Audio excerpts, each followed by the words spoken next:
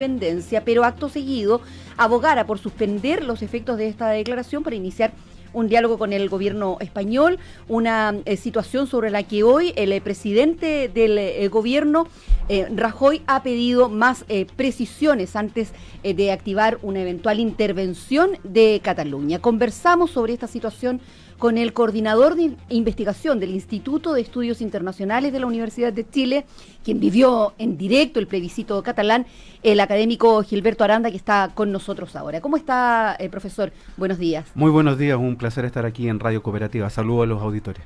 Bueno, profesor Aranda, esta declaración de independencia diferida parece ser un caso inédito en la historia de declaraciones de independencia, porque aquí tenemos 1810, el grito de la independencia, después 1818 cuando se concreta la independencia. Pero esto de Cataluña tiene una singularidad, ¿o no?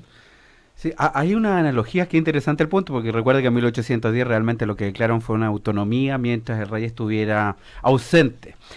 En este caso, efectivamente tiene algunos elementos excepcionales, porque después de decir, declaramos la independencia y vamos a formar un Estado republicano, inmediatamente aboga Carles Puigdemont, el presidente, por suspender los efectos. Esto significa que lo que es asumir las funciones públicas en edificios del Estado y de alguna manera desplazar a los funcionarios estatales, lo detiene a la espera, abre un compás de espera para la negociación con el gobierno. O sea, el sentido era una negociación con el gobierno central dirigido por Mariano Rajoy.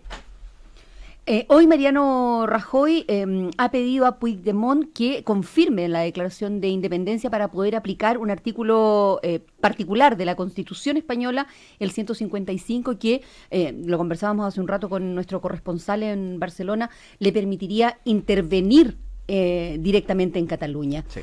¿Cómo podemos entender eso, sí, profesor? Lo que ha hecho Mariano Rajoy es activar el mecanismo con lo que se llama un requerimiento, porque la ley española, la Constitución, en este artículo 155, lo que exige es que el presidente del gobierno español proceda a requerir a las autoridades que no se someten a la ley autonómica, y a partir de eso, de esa respuesta que va a tener un plazo, decide pasar de alguna manera pedir permiso, la aprobación al Senado, que por mayoría simple lo aprueba, y a partir de eso asumir competencias de la autonomía. En otras palabras, y para decirlo breve, se trata de un mecanismo de coacción estatal.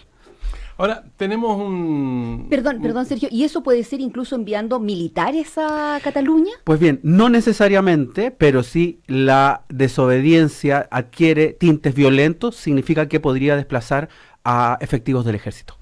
Ahora, cuando uno mira la historia y observa, por ejemplo, que Cataluña era una nación independiente hace 1000 años, pierde la independencia hace 300 años, y ahí comienza a generarse un nacionalismo muy fuerte, muy potente. Pero yendo a la coyuntura, ¿qué responsabilidad tiene el gobierno de Rajoy con respecto a la génesis de este conflicto de ahora? ¿Y cuál es la responsabilidad que tiene el gobierno de Cataluña frente a estos afanes nacionalistas que hoy día tiene un gran signo de interrogación si la mayoría de la población lo apoya o no?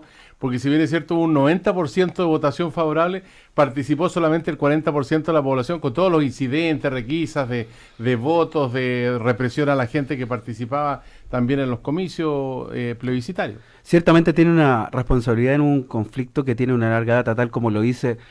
La nación catalana empieza de alguna manera a crisolarse en el siglo IX, en la época de Carlomagno, pero yo diría que puntualmente en el siglo XVIII, en las guerras de sucesión, donde empieza ya definitivamente a tomar la configuración que tiene hoy. Para la actualidad, yo creo que hay dos elementos cruciales. Uno, el 2008, cuando empieza la crisis, donde todavía no está Rajoy, y el punto de inflexión es cuando ya Rajoy, ya presente en el gobierno del 2012, decide no negociar las exigencias y demandas del gobierno catalán. Por lo tanto, yo diría que sí tiene una responsabilidad el gobierno de Rajoy, dado que él decide, por una parte, no detener, decide no detener cuando se está enquistando esta cuestión muy tempranamente. Podría haber hecho de alguna manera una medida preventiva y no esperar hasta el día de la votación, el referéndum. Pero además, el día del referéndum decide enviar a la Guardia Civil y a la policía, que sabemos que en algunos casos actuó con fuerza y que mediáticamente significó una pésima imagen para el gobierno español. Entonces, tiene responsabilidad, porque de alguna manera quiso lograr un consenso entre los partidos constitucionalistas, por una parte su partido, el PP, y Ciudadanos, que le exigen que aplicara la 155 casi desde antes, y por otro los socialistas, el Partido Socialista Obrero Español, que era partidario de negociar. A mí me parece, mi opinión, es que ha llegado la hora de negociar. Y lo que ha hecho el presidente Puigdemont es, después de declarar la independencia, decir, pero la suspendemos la aplicación para eso, para negociar. Profesor, ¿hay alguna posibilidad de que el País Vasco se una o tome el ejemplo de Cataluña, haga algo similar? Yo entiendo que ellos hicieron un plebiscito en el año 2014, pero ¿seguir avanzando hacia la independencia absoluta de España? Mira, el Lehendakari, que es el jefe del gobierno vasco, estuvo precisamente en Cataluña el día del referéndum y además ha ofrecido una mediación, que es interesante observarla. Ahora, es muy importante este punto porque hay que decirlo, España tiene 18 autonomías desde el año 78, pero ciertamente la que está más avanzada precisamente en competencias autonómicas es la del País Vasco y Navarra, con algunos privilegios que vienen precisamente de la Guerra de Sucesión de 1714, donde ganó una serie de derechos que fueron refrendados en 1978, y que significa que además de sus funciones de policía, control de la salud, educación, etcétera, que también los tiene Cataluña, controla la seguridad social y retiene algo así como el 50% del IVA en sus arcas. Yo creo que extender una posibilidad a la negociación es ofrecerle estas mismas funciones al gobierno catalán, que no las tiene hoy día estas dos últimas, pero además hay que pensar un tema, por ejemplo, de un Estado federal. Hay que buscar opciones. Ahora, esta independencia finalmente que se ha puesto en el congelador, ¿se podría descongelar o finalmente podría echarse al trasto de los papeles después de esta acción diferida del presidente de la Generalitat? Mira, yo hablé con muchos catalanes y ayer me reuní con uno y me parece que hay una cuestión que a veces poco tomamos en cuenta respecto a mirar solamente a los políticos. En la sociedad civil había una verdadera revolución social. Y algo así como la mitad o quizás un poco más de la mitad de los catalanes quieren un cambio. Y eso probablemente no se va a detener. Por lo tanto, a mí me parece que lo que viene es una negociación y eventualmente una reforma de la Constitución de 1978. Yo no sé dónde se sacó que las constituciones son inamovibles, pasa acá y allá parece, ¿no? Todas las constituciones hay que mirarlas y repensarlas y responden a momentos y a consenso. Hay que hacerlo, porque evidentemente para los catalanes ya no satisface. Yo quiero ser bien claro, lo que han hecho los catalanes el 1 de octubre es ilegal. El gobierno ha actuado dentro del marco de la legalidad, pero acá hay otra cuestión, que es la legitimidad.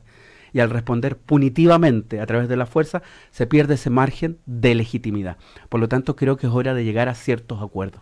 Queremos agradecerle al profesor Gilberto Aranda de la Universidad de Chile por esta conversación con el Diario de Cooperativa en un tema acuciante a nivel internacional. Muchas gracias, profesor. Muchas gracias, buenos días. Muchas gracias, profesor.